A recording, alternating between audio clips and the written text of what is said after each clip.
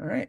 All right. Good morning, everybody. Great to see you all. I'm going to be doing roll, so if you can come off camera, that always helps me quickly identify who's here and who is not. So great to see you all.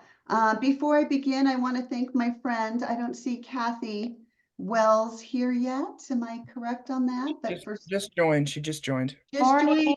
I was just thanking you, my friend, for chairing our last meeting and for stepping in. So appreciate you. Of course, my pleasure, and I hope the wedding was amazing. The wedding was amazing. So I will spare all of you 40 minutes of my joy of that event. So thank you. And also, I just want to thank all of you. I've had the opportunity to read all the meeting minutes and recaps, and you guys did some serious work last time. So just really excited to catch up with all of you on that.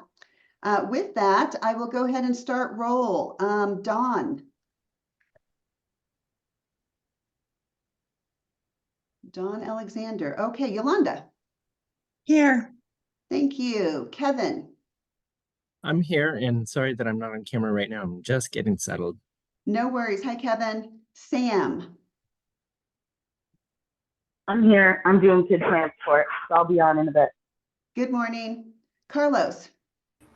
Good morning. I'm present. Hi. Ashley. Jill. Hello. Hi, Jill. Michelle. Good morning. Hello. Jessica. Good morning. Good morning. Tara. See her anywhere? Okay. Ida, I just said hello to. Hello. Hello. Jennifer Isle. Good morning. Hi, Leanna. Morning. Oh, there you are. Hello. Zane. Good morning. Hi.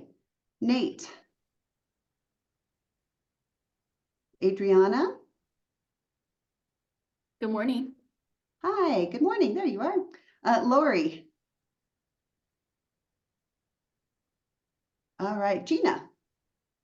Gina just told me. Yep, you checked in. Thank you. Shauna.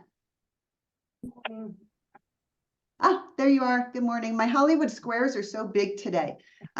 Chris. Hi, Chris. Michelle. As in Murphy. Okay, She'll be on at 9. And Ashley Chase joined as well. Morning, Ashley. Good morning, Ashley. Okay, great. Margaret, we know, is not here today. Sarah. Here. Rashawn. Hi, Rashawn. Casey. And we just said hello to Kathy Wells. Donna, I know, is here and will be back on camera shortly. Kelsey Wirtz. Nope. And Jade. And Aletha. I'm here. Good morning. All right. Morning. Thank you all. Is there anybody who is a task force member that I failed to see or call upon? All right, I think I got everybody. Great. Moving to our task force business, I'm going to go to the meeting minutes, of which we have 3. I will start with April 3rd, the full group meeting minutes. Has everybody had an opportunity to receive those and review them? Head shakes, yep, okay. Any corrections that need to be made to the meeting minutes from the full group, April 3rd? Seeing none, I would go ahead and ask for a motion and a second, and please give us your name as you make those motions. This is Kathy, I'll motion.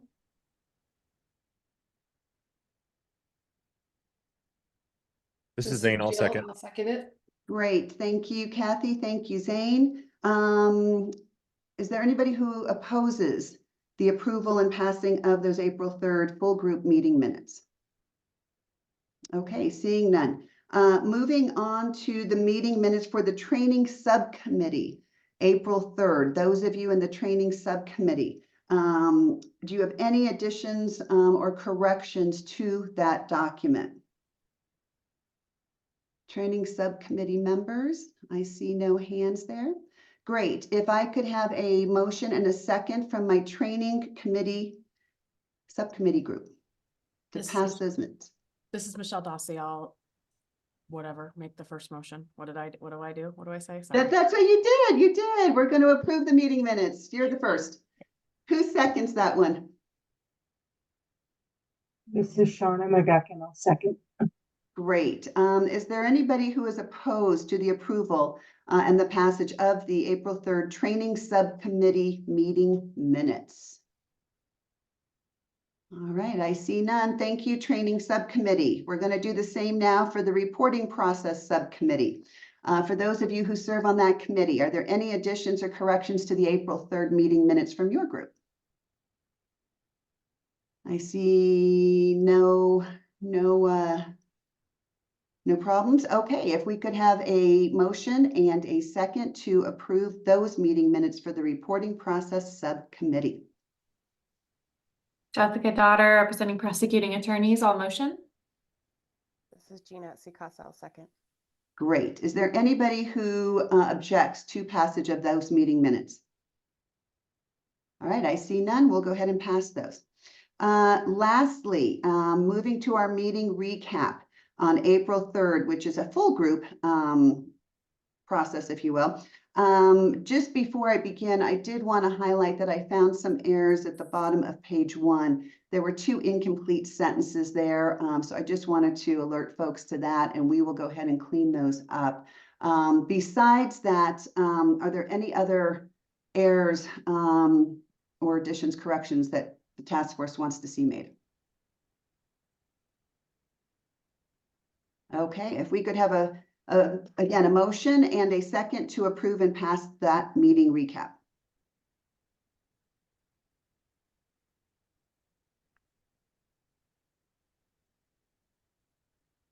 This is Chris Mims. I'll motion to move. Thank you, Chris.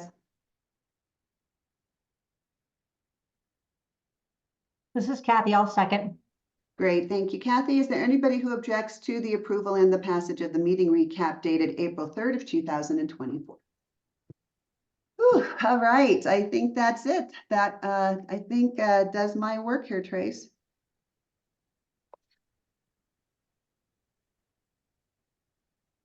Perfect. Well, good morning, everybody.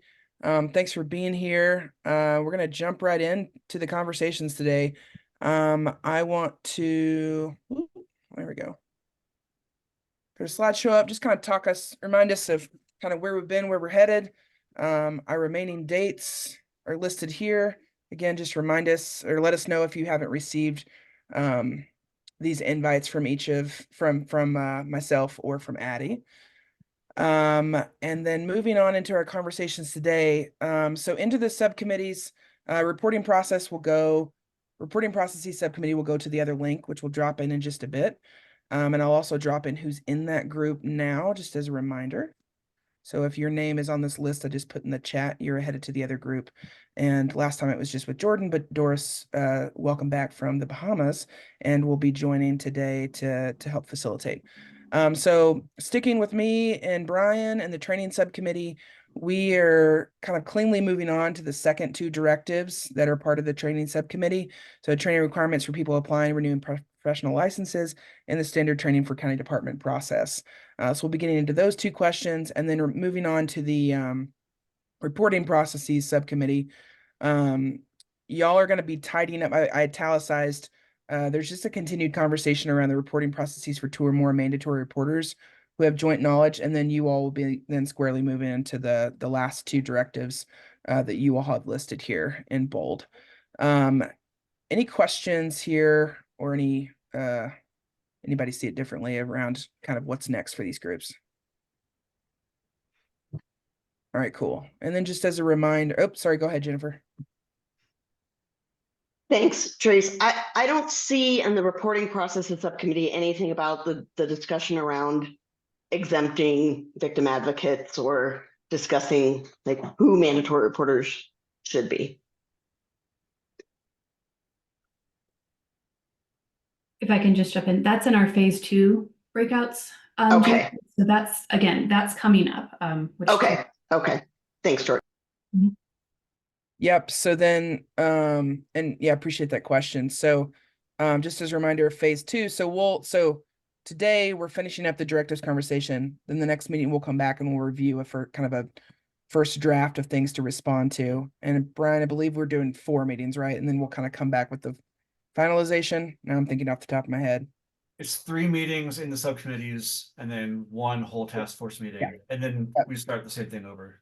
Yeah, exactly. So we'll come back. So the subcommittee will have a meeting after this, kind of review and refined on the recommendation side. Then we'll all come together for a large group discussion. Then once you get into phase two, so Jennifer, this is where we'll kind of keep moving. We'll then break out into 2 additional subcommittees. So we'll be shifting. We'll do similar where would you prefer, and we'll try to put folks, with their first choice, recognizing we'll do our best to get folks where they want to be. And then we also know that we need to make sure we have an even split. And these will be the directives for those conversations. So we'll do similarly 2 meetings to kind of break down into the directives themselves, 1 meeting to then in your subcommittee to then talk about what your recommendations are, and then 1 full group meeting to really kind of hash things out and talk amongst the both big groups. Cool. All right, Jennifer, does that gets at what you were? Okay, cool. Okay, great. All right, so with that, let's just get rolling into our groups. I put in the group that's going to be heading to the other link. So if your name is there, you're heading over with Doris and Jordan. Jordan, if you can go ahead and drop that link in there. Michelle, appreciate. Yeah, no, all good. We can revisit that at the end of the meeting if we need a second motion. Go ahead and join that Zoom link, and Jordan will be over there in just a minute, so you'll be in the wait room. And then we'll come back at the end for public comment and close out at 10 o'clock. Thanks, y'all.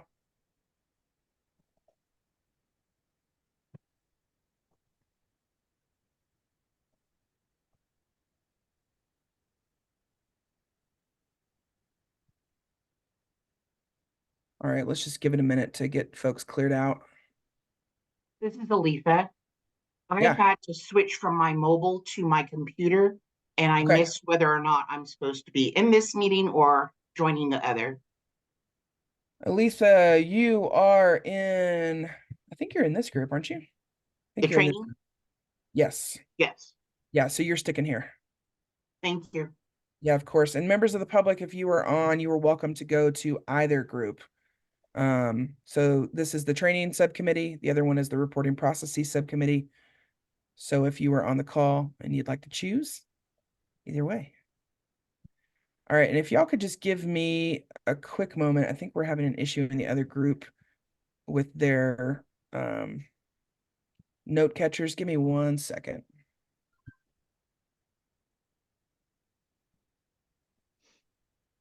Trace, I apologize. I think I clicked on the wrong link, and so I went to the training subcommittee instead of the process subcommittee. This is the training subcommittee here. Right. Oh, okay. Well, then maybe I was in the right place. And now the chat is gone with the link. Yeah, gotcha. I will drop it back in now. Apologies. No, you're good. All right, that should get you there. Thanks. Sorry about that. No, all good.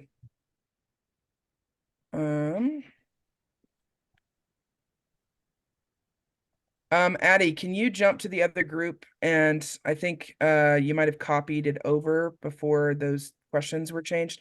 If you could just jump over and help Doris out if there needs to be some shifts in the note catchers.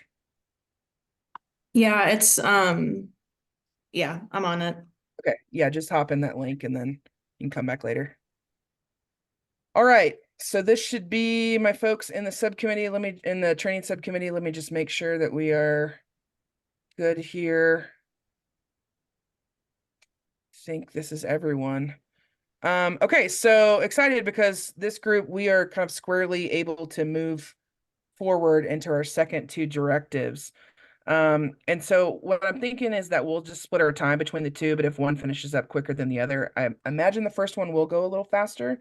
So I'm just going to start with that kind of in the order that it was listed on the screen. So I want to do a couple things. One, I'm going to drop in the note catchers, just so that we have them.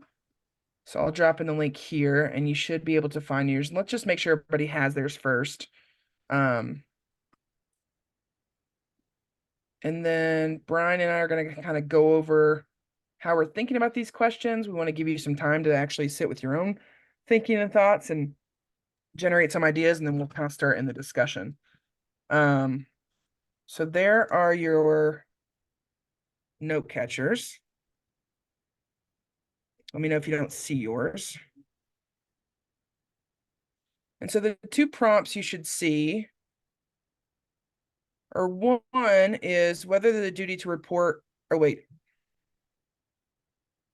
Nope, this got messed up. Okay, I don't know what happened there. Give me 1 second. Oh, I just dropped in the, yeah, okay, this is.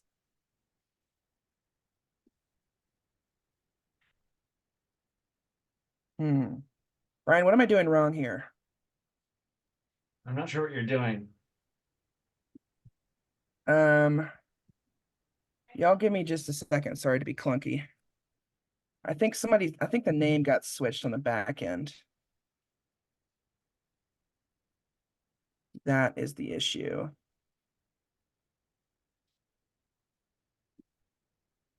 So this is the training subcommittee.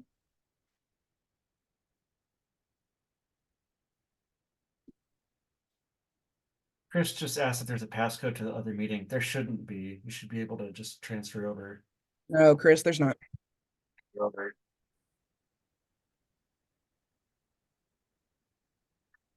You should just be able to click in. All right, give me 1 second. Sorry.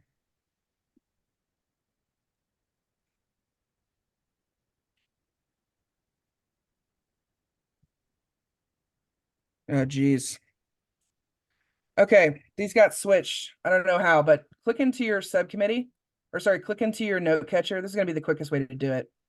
And on the left side, you see the two, Roshane, I'm gonna pick on you to just be the person that's responding, if this makes sense. On the left-hand side, you see the two prompts.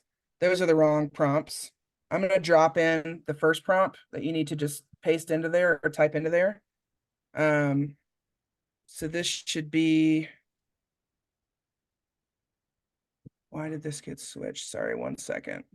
So you want me to change it as you tell me to test it? Yeah, I'm about to drop in. So the top one changed to, hold on a second. I can help with this too, Trace. I did the same thing with the reporting processes. I just copied just flip-flop the questions. Yeah, I think it got switched somehow. So, yeah, if you can go in and just change all that for everyone, and then let's just go ahead and start the discussion while you're switching all that. So for training, it should be the training requirements for people applying and renewing professional licenses, and then the standard training for county departments. I think you're copying.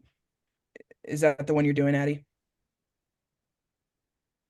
Could you just put those in the chat and I'll just copy them? Do you have that? Yeah. Yeah, they're in the slides, but let me just drop here. So Brian, while we're doing this, if you could just jump in for me, that'd be great. Just on the first one, if you could just kind of tee up what we're talking about. I'm gonna sort this out with Addie real quick. Sorry. Yeah, sure. So this will overlap a little bit with some of the conversation we had last time. I'll read the language as it comes directly from the bill, just so we have all the meat of that, and then we've been summarizing it in other ways. But I'll copy in the bill language into the chat here as well. So the question is, training. So the task force must analyze ... training requirements for people applying for or renewing a professional license for a profession that has been identified as a mandatory reporting profession. So one of the examples that we talked about that kind of touched on similar topics from another state at our last meeting was, we looked at Iowa, which requires mandatory reporters to take training. And if they don't take the training, certification or licensure, either of the individual or the entity, can be held up. So your certification or licensing is conditional upon your taking of the training. That's the only direct state example I'm aware of that gets into this specific requirement. But yeah, I guess we can just start with any opening thoughts or clarifying questions to begin this conversation. So training requirements for people applying for or renewing a professional license for a mandatory reporting profession.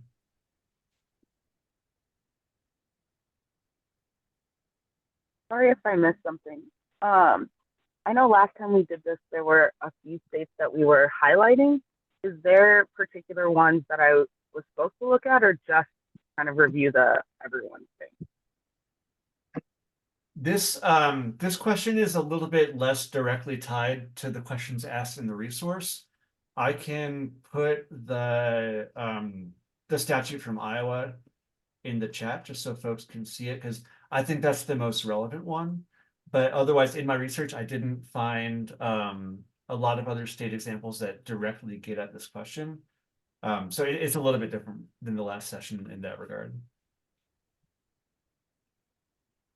And again, Yes. me focusing on Iowa isn't like an endorsement from the CPO that this is where we should go. This is just the one example that I'm aware of that gets into those same sorts of questions. But we can go in any direction that we want to with this. I'll just paste in a summary of Iowa from the little write-up essay in the resource. But again, we don't need to dwell here if people don't want to.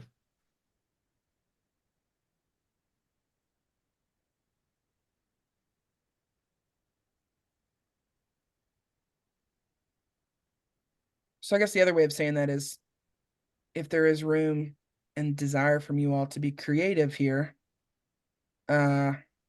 that's kind of the only that's the opportunity here, because there's not a lot of things to pull from other than this Iowa example, at least in yeah, again, in the research done. So curious. Oh, Go ahead.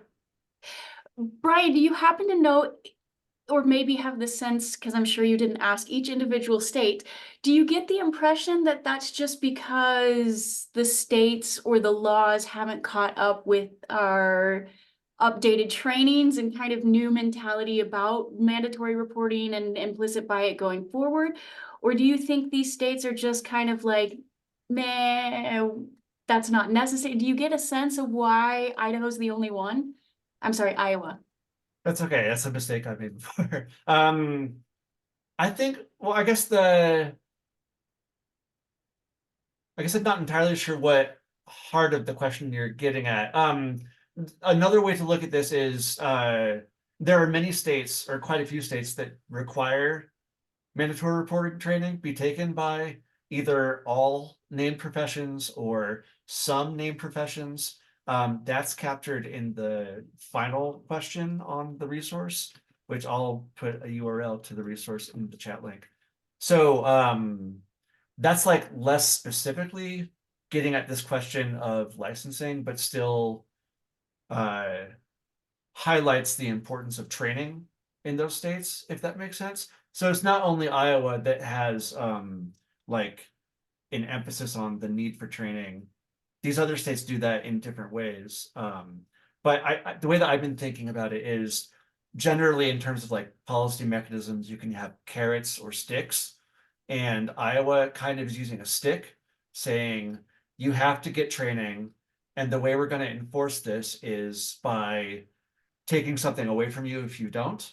Another example that we talked about last month was kind of a carrot approach, where the state of Louisiana, when you take the training, Louisiana allows agencies to grant like continuing education hours. So kind of a carrot to incentivize the taking of it. So those are just different ways of getting people to take the training. And again, so a lot of the states, which you can see on the final question, are just, there's less specification on how to get people to that point in statute, but there are many states that do require it for all or some mandatory reported professions, if that helps answer your question. That does clear it up. Thank you.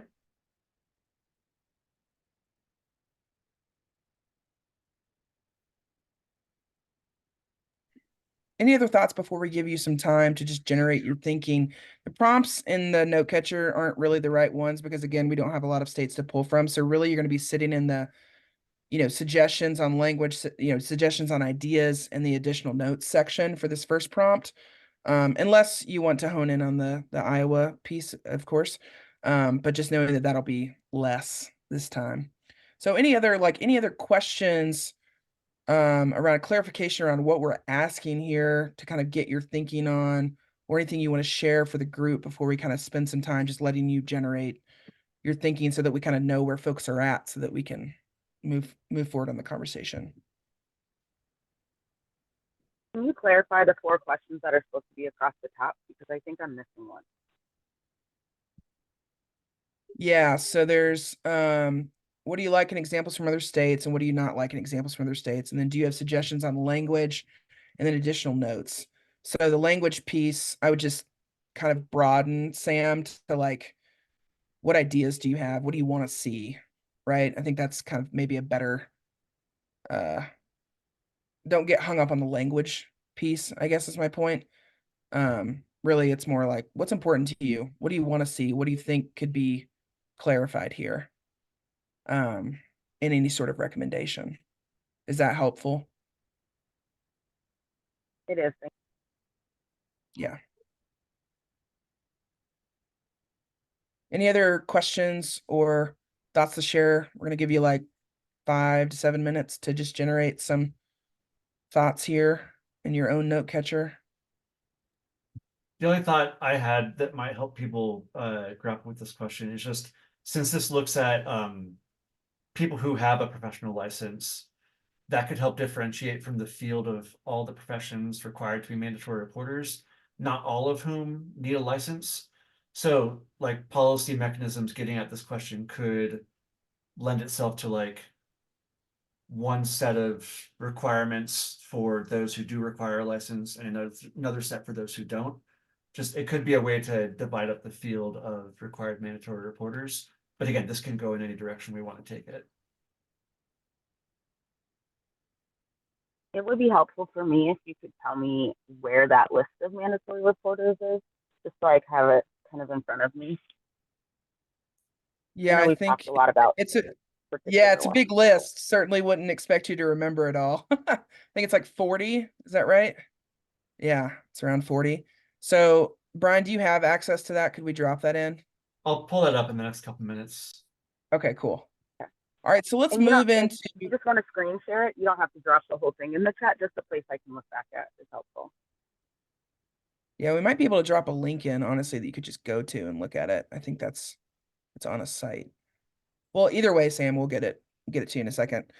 All right, so let's spend a clean 7 minutes in your note catchers generating your thinking, and I'm going to be kind of bopping around just seeing where folks are at, and I think that'll just help us know kind of where folks are and where we can start and where we're going to get, and then we'll come back at 8:40 on the dot, and we'll see where folks get, and then we'll just kind of jump into a conversation from there. All right, so 8:40, see y'all back.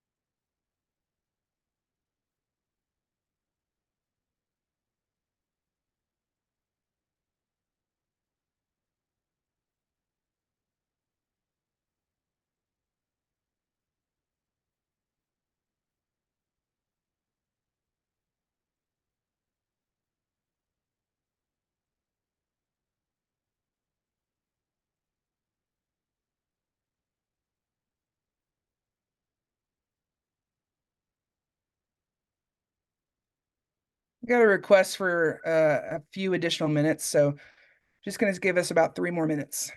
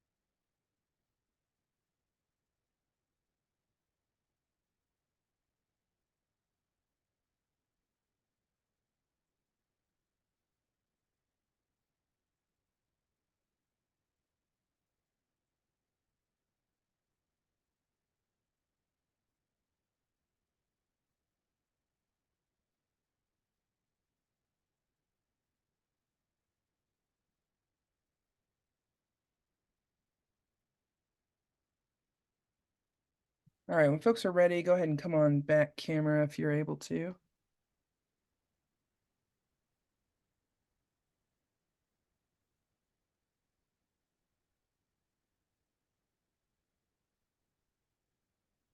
I'm curious, so I'm not seeing honestly a ton of like themes to draw on necessarily, other than yes, this is important to explore and be able to be clear on, and a couple of questions of concerns around like what would this mean for X and how would we track this and that sort of thing.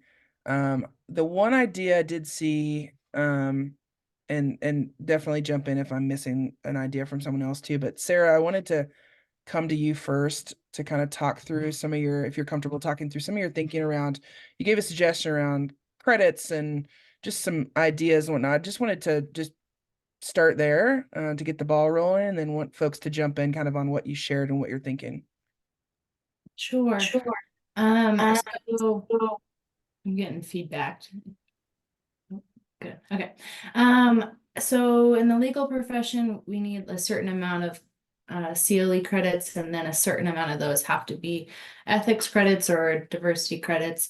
And so I think something like that could be really important. I don't know how other professions work, but if whatever accrediting agency we did work with to ensure training, I think it would be awesome if that could meet some sort of like special requirement if those do exist, just so that we can ensure that this training is prioritized for people.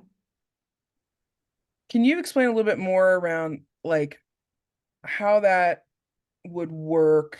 I'm just like, just in this situation, like that would be additional, like that they're getting, because they're taking different, this is breaking us away from this idea of like a standardized training and more different kinds of trainings that you could receive credits for. I just want to make sure I'm understanding like what that would mean.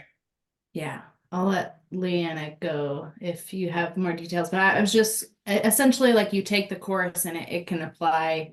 It's not extra. So like when they get accredited by the CLE governing body, whatever, they just say, you know, this counts. So like I say I took 6 credits and I want 6 of those to be my ethics credits. All 6 of them, it counts for both. So it's sort of like a dual count, but you have to have at least a certain amount of credits that are the ethics credits. Gotcha. Thanks for that. Lena, did you want to jump in? I was just gonna say the same thing, that I think what Sarah was saying is that, you know, that there will be a standardized training. And I would think for attorneys and for other professionals, you could find a way to get that training approved for credits. So it's not that there would be like different trainings, but people would be able to get credit so that they don't feel like they're having to do this training on top of the continuing education that they're already doing. That's my understanding, and I had that in my notes as well. So like on the policy side, this could look like a suggestion of like by profession, there's potentially guidance on how this might apply to your specific licensing in your licensing body. Is that Brian? I'm kind of looking at you to like. Yeah, I was going to say I dropped in the language from the Louisiana statute, and it's pretty loose. It just, first off, it's a may, so it's not requirement, but it just says that other agencies have this option. We're not going to tell you explicitly in statute what it needs to look like, but yeah, kind of it allows for that tailoring in a profession specific way. Then there would almost need to be like a lobbying within your profession of like then how this might apply to your own licensing. Okay, so something broad enough though that it gives room. I'm just picking on the law piece, or for the folks in legal, that it would then give you all kind of room to be able to go then to your licensing body to say that this training could translate to your example, Sarah, of 6 hours to our ethics, etc. Is that okay? Am I tracking that? Okay. What other points did folks have that you wanna, Yolanda? I kind of want to.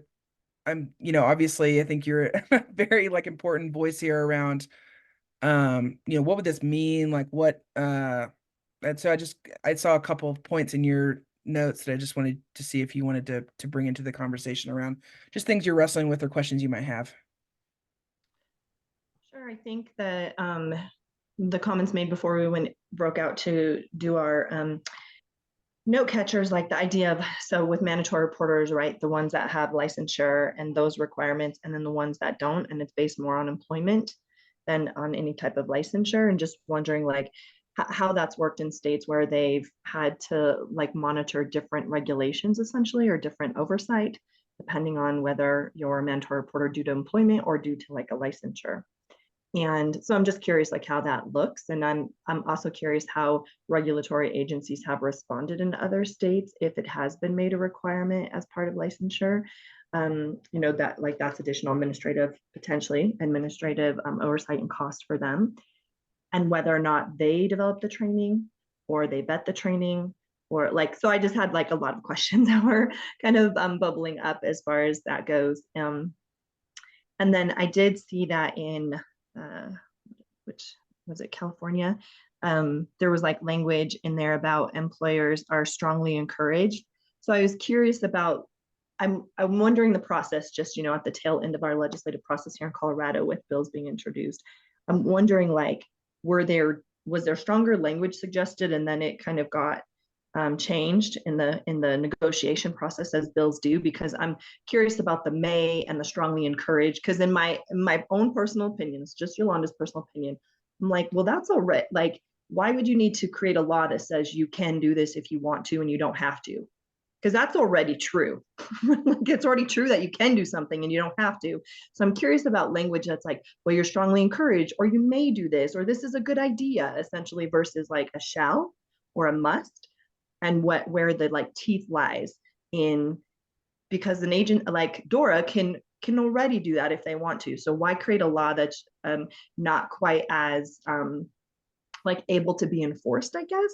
And I know that sounds like very strong language, like enforcing a law. I'm just wondering, if I'm the regulatory agency, I'm going to be like, well, I can already do that. So why do I need a law that just says, yeah, you can do that? You don't have to though. So just curious about that process and what negotiations kind of went on to make things strongly encouraged or mays instead of shalls or musts. So those are my initial thoughts. Thanks for letting me share. Yeah, I'm seeing a lot of head nods too. Anybody, Ida, did you want to jump in on those points or okay, yeah, go ahead, jump in. Yeah, I was worried about the administrative cost of implementing a shall across such a diverse group of licensures. I mean, we have everyone from podiatrists to veterinarians, and to manage those things. There's a administrative cost that comes with it too that's very tangible, and that is the cost of putting something in a learning management system to track completion. So currently, the mandatory reporting task force, or excuse me, training sits on a public site where anybody can go in, take the mandatory reporter training and get issued a certificate in the moment. There's a very small record of them getting that certificate that's kept in a Google Doc by the child welfare training system. And during heavy times where people are already going in to take it, there are about 10 to 15,000 people who take this mandatory reporter training on the public site every year. We handle at CWTS, our child welfare training system, a wide variety of people saying, I took this, I couldn't get my certificate. Can you issue me a certificate? I lost the certificate. The certificate is no more. I got a glitch in the web-based training. And so just the technical aspects of enforcing across a diverse group of people, I think it gets expensive because it's not currently in a learning management system where it's tracked, where people have accounts where they sign in. Childcare licensing has a copy of the mandatory reporter task or training in their LMS, and so there are about 6 LMSs that have it. But even with that, there being an English and Spanish version of the training, it just gets to be a lot for tracking. And currently, the public site does not allow for tracking because it's not a formal learning management system. Appreciate that, Ida. Roshan, seeing your hand raised, jump in. Just cough first, then jump in. Sorry, cough. This is a genuine question. I'm curious about how much control we have over licensing at the state level. Like, can we say what? That's my question. I'm gonna stop and cough. Yeah, I don't know that answer, but anybody want to jump in on the, I mean, obviously there's a recommendation coming from a group that studied like you all as a group making a recommendation around what you would like to see from a regulatory side. But Sam, yeah, go ahead and jump in. And then Brian, I kind of want to pick your brain on from a policy side, knowing that how much, to Roshan's question, then like from a policy side, what that could look like as far as just a recommendation goes. So go ahead, Sam. Yeah, I don't know if we've already dialogued about this, so I'm sorry because I missed the last meeting, but I'm wondering if it looks like more of a requirement for those fields where the mandatory reporting is really high and then the actual outcome is really low. So yes, we want everyone to have this training, but if we're trying to be strategic, that's something I think we could look at. And I know one of the largest groups was teachers. My only concern I put in mind was just how long my teaching license is good for varies so much depending on what I'm getting.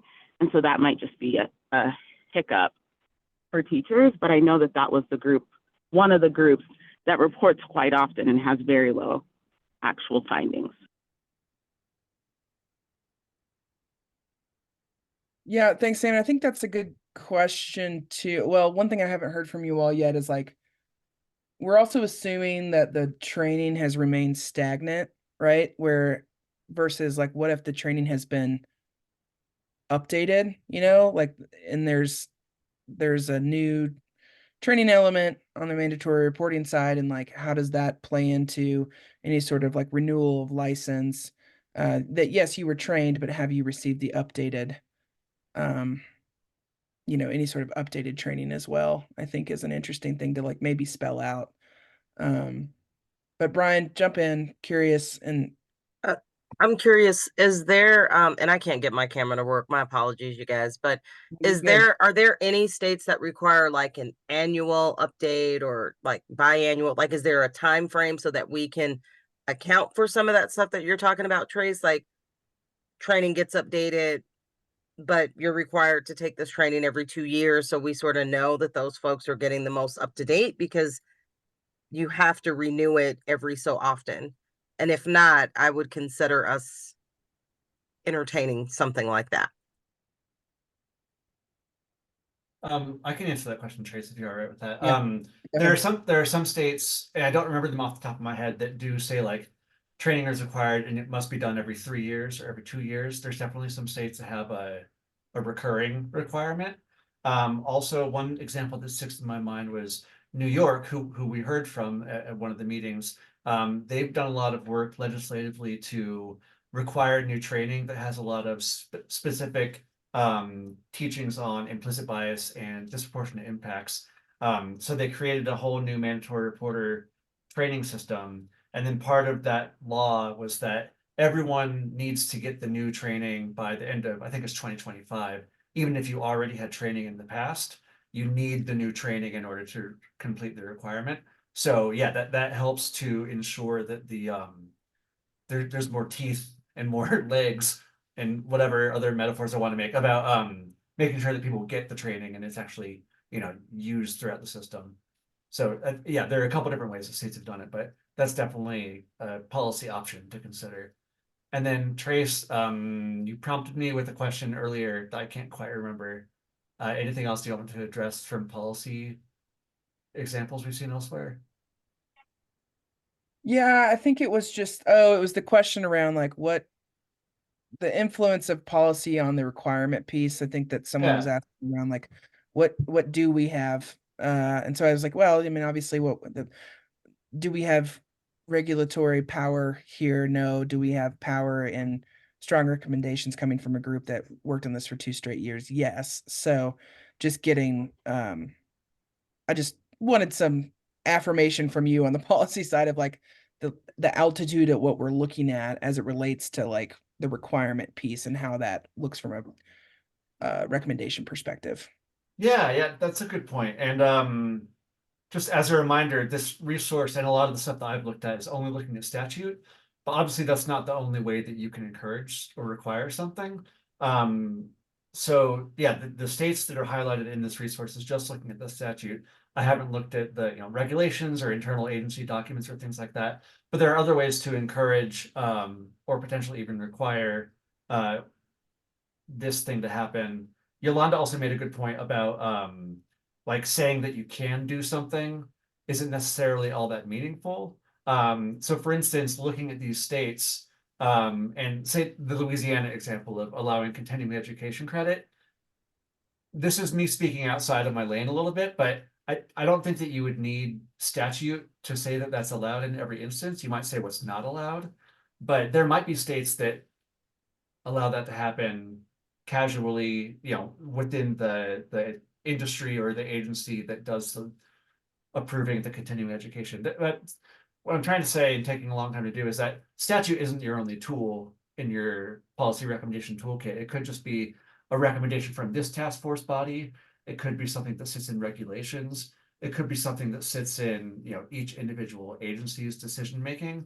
But for the intents and purposes of this task force, the bill that created the task force just requires us to analyze these different directives. There's no requirement to make recommendations that statute be passed addressing each of these individual 19 subcomponents. So we don't only need to think about statute to get at this. And I mean, we don't also need to make specific recommendations for each of these directives, but yeah, that's just one way that states have gone about doing it that's captured in this resource.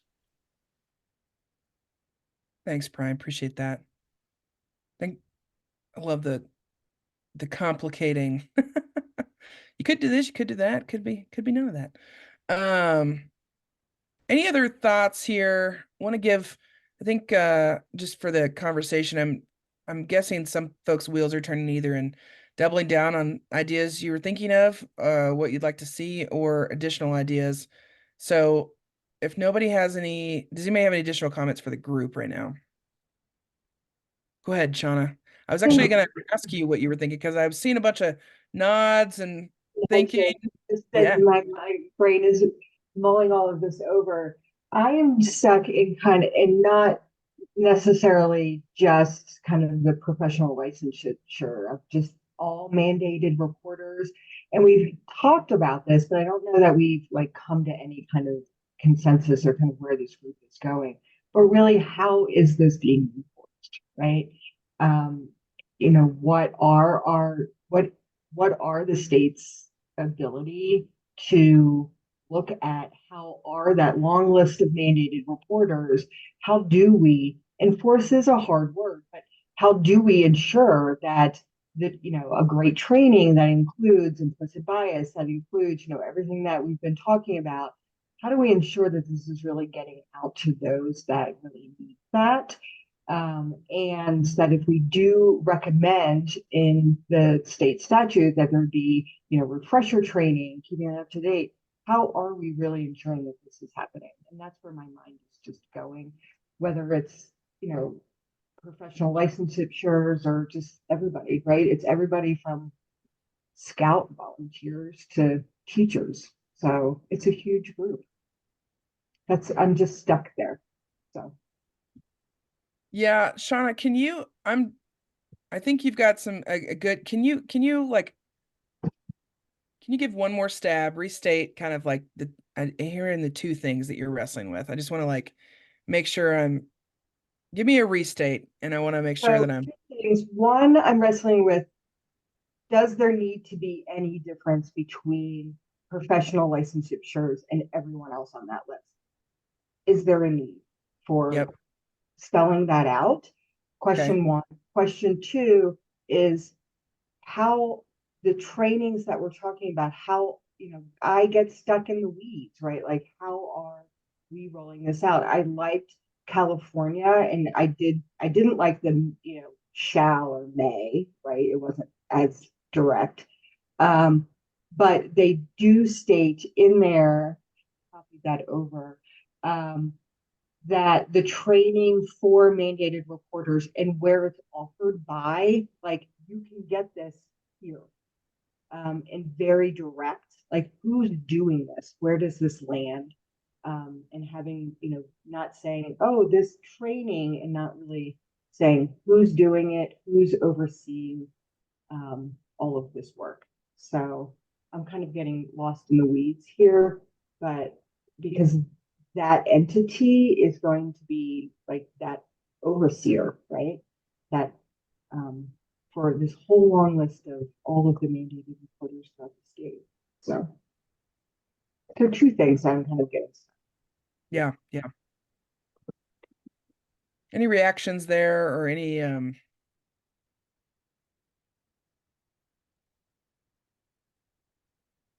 I just did a thumbs up. I think that's important who's doing it. I think that's going to be a wider conversation, but the focus on these topics must be included. Like, just saying mandatory reporting is going here and doing that, but the implicit bias that there's key components of a quality training, I think, is important. Who is also important. I just don't think we know who that would be right now.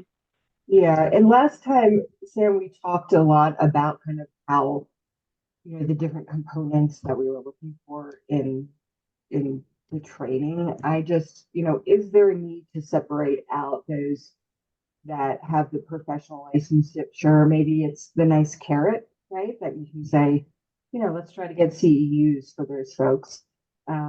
But is there a need to have anything different for those folks than others beyond a carrot? So I think the primary difference I saw that was important is who was responsible. So with my teacher hat on, I'm responsible through the Department of Education. With my pastor hat on, my actual local church or congregation is responsible for ensuring that I'm doing that. So that was the main thing I saw as the reason for the distinction, is who's keeping track of the record, not necessarily the actual training itself. The training itself would likely should be the same, but who's responsible for monitoring? Yeah, so we're talking about the training being standardized from this kind of the entity that creates and then where does the tracking, and that people are like, oh, and I don't like the word enforcement. I think the word accountability keeps coming back to me of just like, how are we holding folks accountable? And where does that lie? And what we're holding them accountable for, because I think it's different. Like, we have to move past compliance base, right? We have to start looking at skill acquisition, and the way that you do that, I mean, and it's not a perfect system, right? But if there was a minimum score that folks had to get in order to receive that certificate of completion, to me, that makes a huge difference. You're paying attention, you're zoning in, you're really reading, you know, you're going to be tested for knowledge at the end. You know, a score of 80 or higher will then get you a certificate at the end.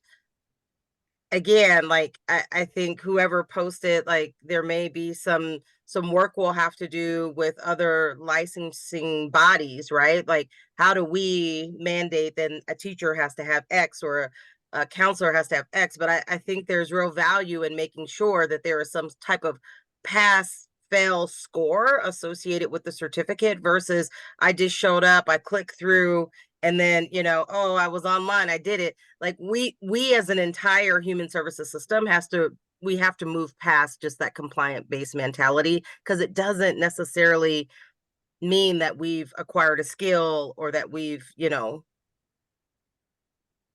attained information. It just means that we showed up and clicked through. So just something to consider as we keep talking. Yeah. Brian, jump in with your reaction to that, but then I have an idea, and jump in. Sure. Just to your point, Donna, this isn't exactly getting at that, like, creating a threshold for passing, but what you said brought to mind the Illinois example and how they have implicit bias training as a requirement for mandatory reported training, but that includes components like a pre-test for implicit bias, then you take the training, and then you take another post-test for implicit bias.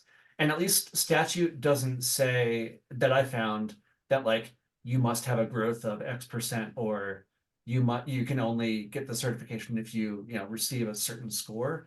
But that at the very least speaks to the idea of, like, progress or meaning, or in some way some, like, accountability, or just another mechanism to ensure that there's learning happening with the training and not just clicking through the PowerPoint and as quickly as you can. Yeah, we can definitely, because I'm just seeing a lot of head nods there around this idea of,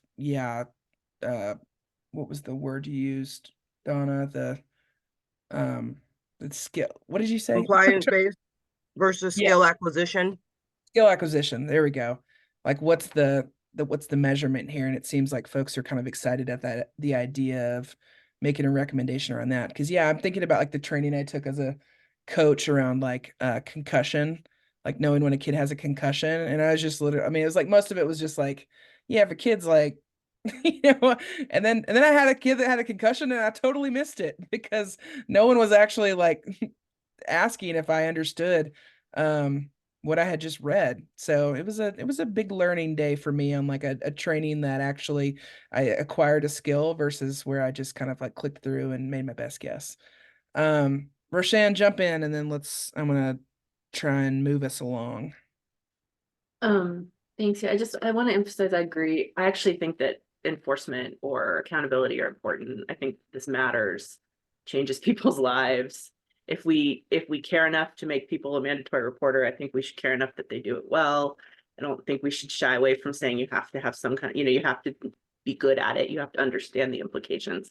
So I would just, that language. But the other piece I want to say, again, I think if we look at that really long list, my guess is it's so long because it's based in an assumption that we cast the net wide. And anybody who kind of has access to kids can see a problem and then the system will sort it. And I feel like we've spent the last 2 years talking about that. That's not actually how it works. It puts people in the system. It does violence. Some people are harmed more than others. So I just also want to say, I think all of this about training would be easier if we had a shorter list. And if we really focused on making sure that we could hold folks accountable and train them well, based on their actual skill set they bring to the work and the work they're doing. So it just feels like there's a lot of folks. I mean, I understand veterinarians are a great example. I understand they're there because if you hurt animals, you often also hurt your children. That's that connection, but the ability for it's great, how often is that actually as successful? I don't know. So I don't know. I mean, there's a lot of places where I think people might actually see abuse, but would they understand it? Would they know? I mean, I think that shorter list is a really important part of this conversation too, because we could control so much of the other pieces that we're talking about if we had a list that was more reasonable as well. A list of the who. Yeah. Yeah. Yeah. All right. Anything else to add here? I think we've got, I mean, Brian, I'm also just thinking from your perspective, is there any kind of, obviously we've kind of gone into some other things around that weren't explicitly part of the directive, but I think we'll then bulk up recommendations around what we're trying to get at here. So anything from your perspective too that we're missing as it relates to what we might need on the drafting side to react to, or if anybody else has any additional comments. Again, just really appreciate folks writing these things down too, because we really do count on those note catchers to kind of come back to. But yeah, Brian, anything top of mind, or are you good if I move us along? Yeah, I'm just thinking about how this does overlap with our last conversation. And Tracy did a really good job of driving us in the last conversation to talk about, was it accountability and quality as the two components? And I see that goes into a lot of these questions too, like which agency will be creating this, and then also who will be delivering the training that's created by the agency. So I think that this is me just I'm not entirely sure, but probably the recommendations that we make will have overlap between the directives, and it won't be they're connected. Yeah. There won't be one specific recommendation for this exact directive and then one for the other ones, but I think that they're gonna be interconnected. So we'll just wait and see what Jordan and I come up with 2 weeks from now, and you can let us know what you think when we had that discussion about responding to those recommendations. Yeah, absolutely. And Michelle Murphy, I just saw you joined. You're going to be in the other subcommittee, the reporting processes. So I'm going to drop the link in for you. Just you wouldn't have had that otherwise. So you had to come here first. But yeah, apologize. I got that standing meeting. no, you're good. Appreciate you being here. So if you just click into that Zoom, you're over with Jordan and Doris, and you can jump in from there. Thanks, guys. Yep, we'll see you soon. All right. So yeah, I agree, Brian. That's exactly where I'm at. And hopefully, for you all too, that kind of takes off the pressure of are we getting this exact, are we meeting up this recommendation exactly at the level we need to? And it's supplementary to these other points that you all have you've been making. So it really, what it's doing is it's adding to some more complete recommendations that we're already kind of starting to draft. So, and to help set expectations for those recommendations, we're not writing a bill for each of these directives. It's not statutory requirements in every one of these instances, especially given, we'll follow the lead that you all have set in your discussions and note catchers. But yeah, just saying yes again, Trace. Yeah, for sure. Appreciate it. All right, let's pivot to this second or fourth, but second for today, directive. And this one's interesting because actually we have our planning meeting just before the meeting to just kind of make sure we're all on the same page as a facilitation team, and we kind of got a little bit course corrected on how this is interpreted. So I'm going to read it off the slide. Brian, sorry, I'm putting you on the spot. Any chance you could drop in the actual language from this directive too. Oh, there we go. So the way we kind of wrote it, summarized it, is around standard training for assessment. And my internet just dropped. Can you all hear me still? Yeah, you froze for a second, but you're back. Okay. So standardized training regarding the county department's process to determine which reports meet the threshold for assessment and investigation. So the thing I want to clarify here, and maybe you all are a little bit more dialed in than I am when I read this, what this is coming from, or what this is written around, is what is in the training for mandatory reporters for their understanding of the county department's processes. So the challenge being, I'm a mandatory reporter, I make a call, and I don't know what happens after that. And I'm feeling frustrated because I don't know if something happens. I don't know if someone's going to circle back to me. I don't know what the county's like due diligence is. And I don't feel good about that. We hear that from a lot of folks of just like, it just doesn't, like, so I made the report and that's it. And I'm okay. Like, then what, so this is really getting at analyzing, and appreciate you, Brian, put that in there. It's an analysis really of like, what would you like to see as it relates to the training? And this was kind of Stephanie's point, was like, it could be as simple as kind of a two-part training where this is like, if the training was a video, that the video starts with like this is a mandatory reporting training, and this is how mandatory reporting works, and this is what happens from you as a mandatory reporter, and this is what happens when it goes to the county, and this is what happens if the county decides to open a case, etc. And here's the process.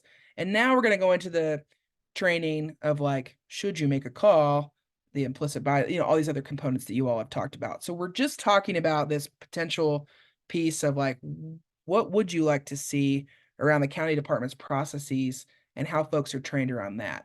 So a little clunky on my delivery, but Brian, anything we were just kind of wrestling with like how we're interpreting this directive, and like Jordan gave some background on like why this actually was written. So that's kind of like what it is. But Brian, anything to add in that I'm being too clunky on there? No, I think that sounded good. Okay. So curious from you all before we get into the note catcher piece where you can just kind of generate like, one, is this something that you're like Roshan, I'm going to pick on you because I think I saw you be like, yeah, that is a thing. Like what, for folks that you're like, okay, I'm glad this made it in there because yes, this is a challenge and this is an issue. Just want to hear some like thoughts from folks around why it's important to get this right. Maybe better spell out the challenge than I did of like what you see as the issue here, who's impacted by this, and how you think that supporting a recommendation, kind of to Brian's point, not explicitly about this point, but that it's somehow baked in somewhere to our recommendations, whether that's important to you or not. So just want to hear from folks. Roshan, I'll kind of throw it to you first. Just curious your thoughts. Yeah, first things for the clarification. I did not read it that way. And I was like, oh, Totally. what's happening? I don't know why this worked. But given what you said, I think it's super important because one, I feel like I often coach folks, if you have to make a report, do it with the family. Like, we want as much consent as possible. And I can't give good information if I don't know it, right? So I feel like families often get really bad information. Like, don't worry, they won't call, or they won't show up at the house, or you'll definitely get a phone call, and that's not true. And I also think, again, that kind of like why people are reporting that we've talked about from the beginning. Are you reporting because you assume it's going to go into a basket and everything's going to get responded to, and that's where help is going to happen? If we can make sure people understand that that's not the process, I think it might help them say, well, actually, this family needs resources, or actually, I think it could help the mandatory reporter make a better decision about what to do. So those are my two big head nods. Because they're better informed of like what this potentially means for a family or not.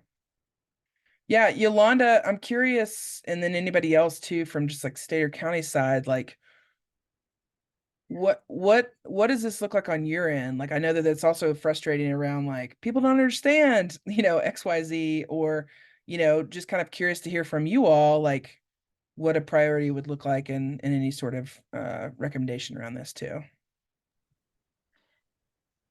I think it's really important to try to, sort of myth bust and share information and try to for people interested to learn more and know more about the process, like the screening process essentially, right? Or assignment decision-making process. I think the more information that, can be shared, the better, of course.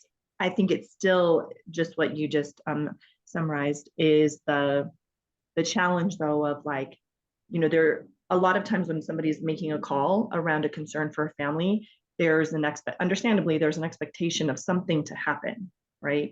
Like some kind of support resource, something to happen to help with the family situation. And when that expectation isn't met, then I think that that's where there's an issue there as far as I have an idea in mind of why I'm calling and what I think should or could happen. When that doesn't happen or something else happens, that's not that.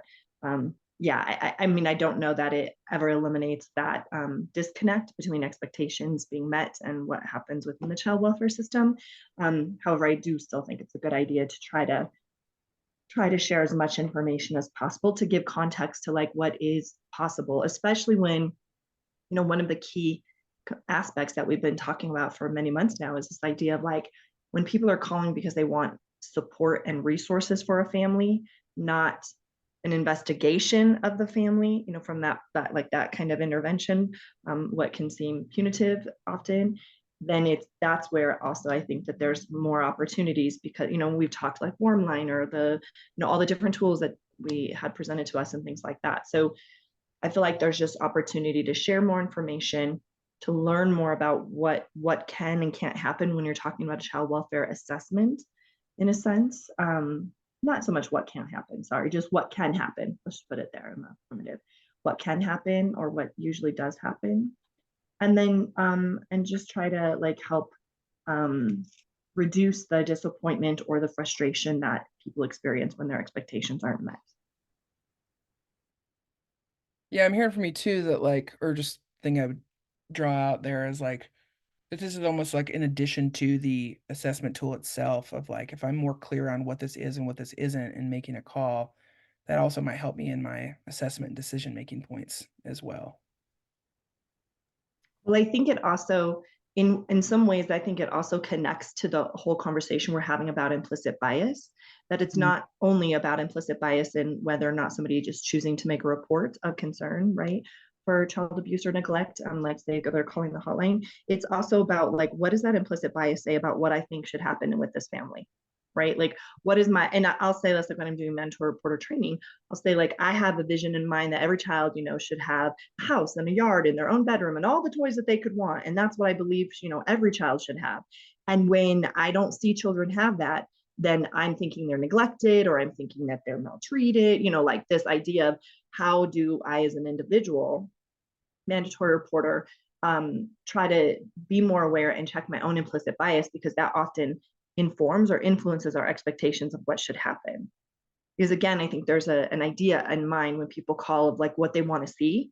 And that's usually very positively, it's a positive intent. The idea is positive intent. I want help, support, resources for this family. I want to, their basic needs met. I want them to not struggle with, getting food every week or whatever it is.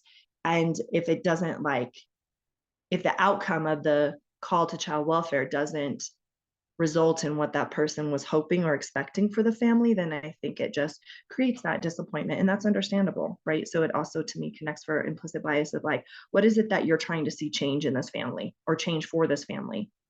And when that doesn't happen the way the person, me as an individual, thinks it should, then how do I reconcile that? Thanks, Yolanda. I appreciate those points. Aletha, can I pick on you to jump in from the county I took side? myself off mute for that reason. Oh, perfect. All right, great. Yeah, so in my role in the county, I am an assessment supervisor. And so we deal with those phone calls from mandatory reporters about concerns for families.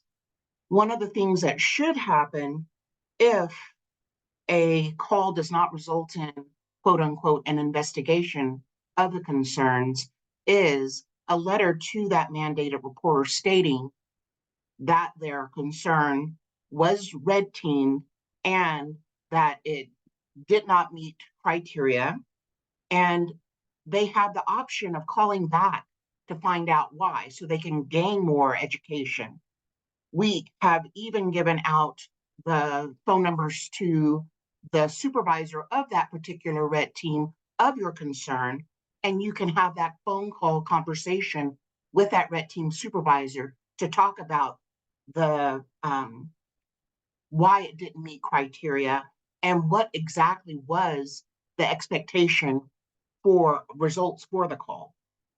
Did it need to go to prevention and open up a family empowerment case or get a family coach or whatever the case may be? Because all these calls should not result in an intensive, invasive investigation into families. It could be they don't know where to get supports for, from, and we can be there to help them. But for the mandated reporter, they should always, we always say, it's not your role to determine whether or not your concern rises to the level that meets criteria. If you have a concern, call it in, because you don't know what could happen. You could be getting services for the family, or you could get more education for yourself to fight those implicit biases, as Yolanda had suggested. No, everyone does not get Christmas presents, and it's not child abuse or neglect if they don't. But, that's your implicit bias that's coming into play. So, I don't know, did I answer the question? Yeah, no, I mean, I don't know that there's a question so much as like, just want to hear folks thinking here around, particularly again at the county side, like what you're wrestling with. Sam, I'm kind of curious from your perspective and just your impacted voice that you bring to the table here around like, do you feel like this is a value add as far as folks understanding the what on the county process side? Obviously, there's a lot more thoughts outside of this, but if we're just looking at this specific directive, anything to add in there? Yeah, my bandwidth is giving me a notification, so I turned my camera off. So hopefully y'all can hear me in a non-choppy way. Yeah, you're good. But to me, what I really see this being an opportunity is not only the bias piece, but what is the trauma outcome? And I think that this is a place to really name that. Like, yes, someone might go out. Yes, they might interview the family. And now families aren't going to be as honest. Families aren't going to talk up. Like, just helping people understand that a call is not always going to create what everyone keeps saying is someone investigating, but also that a call creates trauma. And a call prevents some families from being more direct and honest with those they know are mandatory reporters going forward. So I think this is a place to really express that impact. And I also see this box in my head being where we're really connecting and emphasizing the warm lines, and it not just being this sidebar, but it really being tied to what our directives were. So this is, the process for a report, and this is an alternative option that's going to give families actual care rather than just give families more scrutiny. And also, I think something I heard mentioned before, and I want to keep us accountable to, is the number of mandatory reporters that are in some people's houses, especially those who require disability services. So they just have so many people, and therefore we're getting more calls where if someone wasn't in your house 24/7, what would that look like? And so just helping people also recognize the access to mandatory reporters in and of itself is bias. So this for me is a chance to show the system problems for individuals who are making that call, who think the system is the savior. Thanks, Sam, for sharing the perspective there. I think that's a good transition time to go into. I want to So clearly there are some themes here around the importance, and obviously I'm sure there are going to be some different perspectives around the how and the what and the why of like what this piece of the training might look like. So I'm gonna drop back in the note catchers just in case you need it.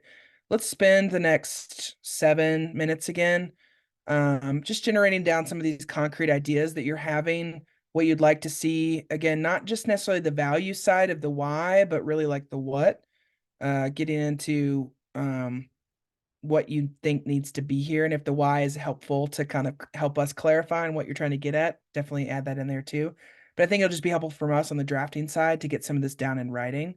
And I'm sure some of you that haven't spoken have a lot of points you want to make too. So again, the note catcher is not the best in what you responded to around the other states, unless you feel like you do have examples there that you want to pull from based on the tool, but really in those additional notes side and specific language that you'd like to see as it relates to this directive. So I'm going to give us until, actually I give us until the, 9:38, and then we'll come back, talk a little bit, and then we'll, I think the other folks should be coming back at the 45. So, all right, any questions? All right, your note catchers are in there. Look forward to seeing what people come up with. Thank you.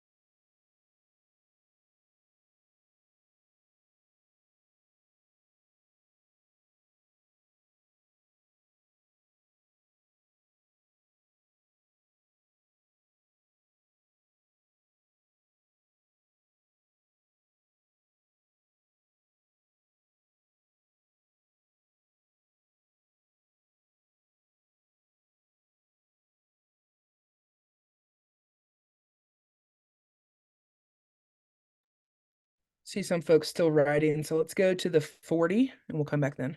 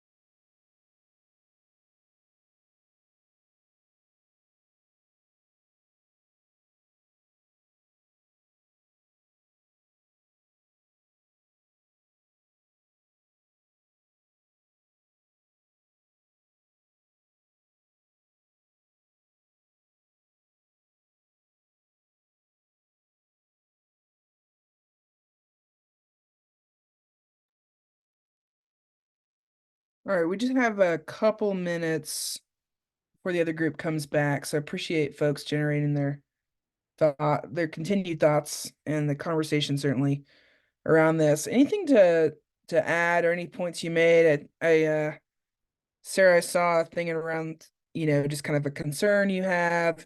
Want to talk about that for a second, or anybody else want to jump into? Yeah, I think was just concerned about privacy rights for families. And I think I always like to say, there's a difference between good and bad and legal violations and not. And I think a lot of what has been shared are great ideas with great intent, but I just think they need to be carefully weighed with privacy violations and potentially, all the privacy laws that do exist, because families do have a lot of rights over what can be shared and what can't. So I like the idea of like being able to more generally give people information, but I would worry about the more specific information. So on the side of like what actually, I mean, obviously this directive is just like, what are folks being trained on around the county processes, et cetera. But your kind of piece is more like, as that's sorted out on the county side, like then what is shared back, and so how are we like communicating about that and making sure that it's consistent across counties? Is that okay? What other thoughts or questions or anything else came up for folks as they wrote things down? Or anything you want to just give voice to that you might have written down?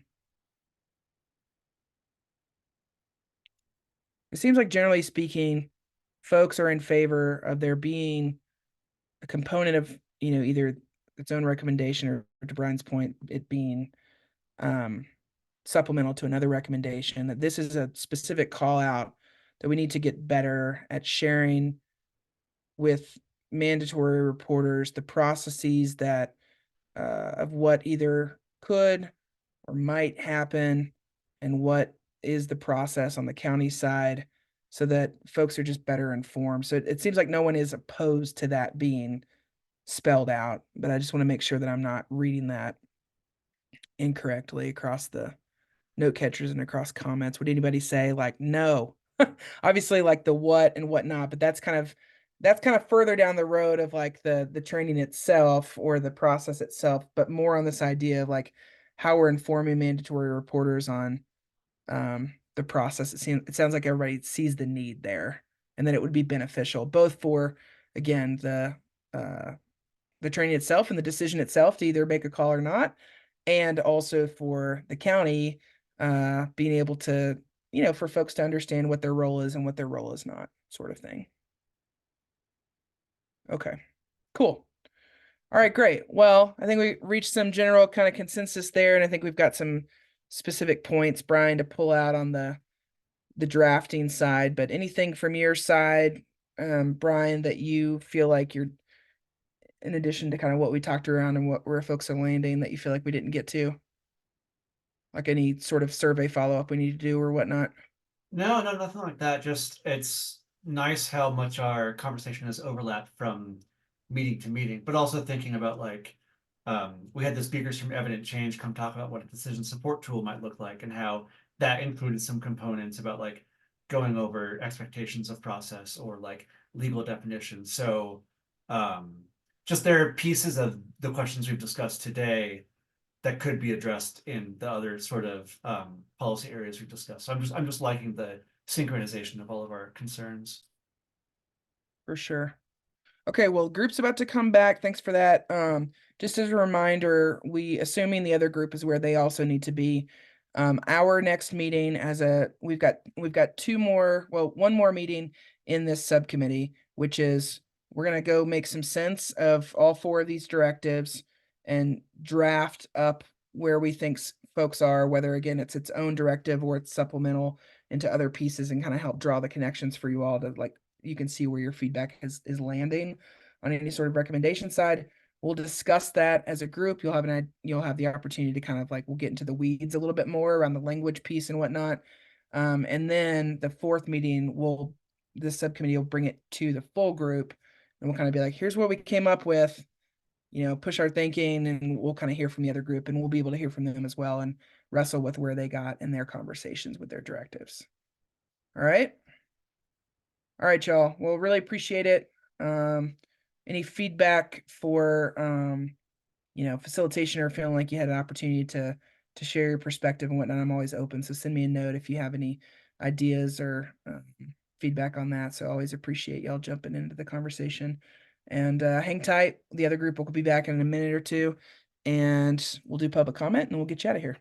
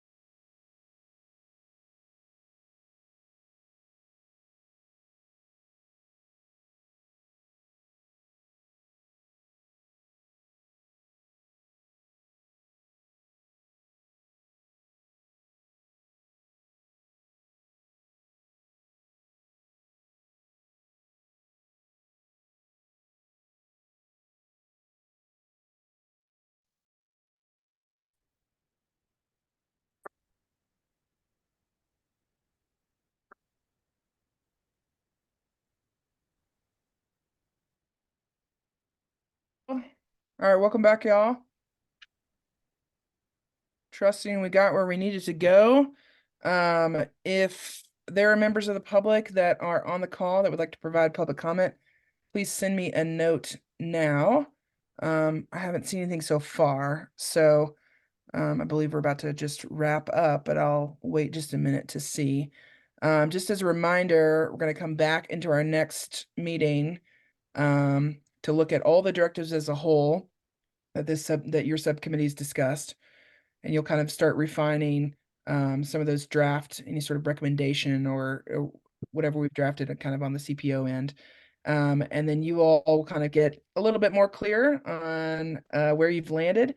And then the fourth meeting, will be coming all together as one whole group to hear from each subcommittee where they landed, where things are at. We'll have a chance to really kind of push each other's thinking, wrestle through that, and kind of get somewhere more solid before we move into our next subcommittees in the following meeting. So really two more meetings dedicated to these topics, and then we'll move on. All right, not seeing any public comment. Stephanie, I'm going to hand it over to you for some closing comments, and then we'll get folks out of here. All right. Well, nice seeing you all. Thank you for the good work and enjoy your week. That's all I've got, Trace. Great. Okay, we'll see y'all back soon in a few weeks, and thanks so much. Reach out, of course, with any feedback, questions, ideas, thoughts, etc., and we'll keep going. Thanks, y'all. Take care. Bye, everybody. Bye.